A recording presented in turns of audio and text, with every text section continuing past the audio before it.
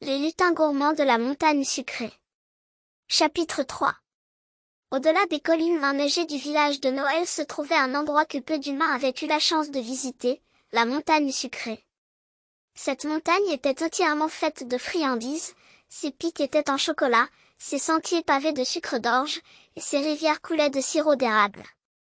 Mais ce qui rendait la montagne sucrée vraiment spéciale, c'étaient ses habitants, les lutins gourmands. Les lutins gourmands étaient de petites créatures joyeuses qui passaient leur journée à préparer toutes sortes de bonbons, gâteaux et chocolats pour Noël. Leur tâche principale était de fabriquer les friandises que le Père Noël distribuait aux enfants du monde entier. Mais cette année-là, un problème de taille se posait, leur montagne était en danger. Un matin, alors que les lutins travaillaient joyeusement dans leurs ateliers, un tremblement soudain secoua toute la montagne sucrée. Des morceaux de sucre d'orge tombèrent, et le chocolat fondit un peu plus vite que d'habitude.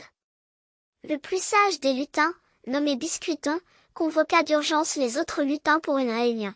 « Quelque chose ne va pas, déclara Biscuiton en fronçant ses petits sourcils. La montagne sucrée est en train de fondre.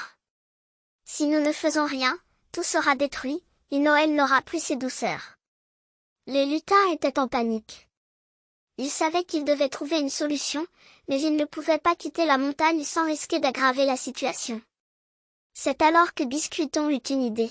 « Il nous faut l'aide d'un enfant humain, annonça-t-il. Seuls ceux qui croient vraiment en la magie de Noël peuvent nous aider à sauver la montagne. »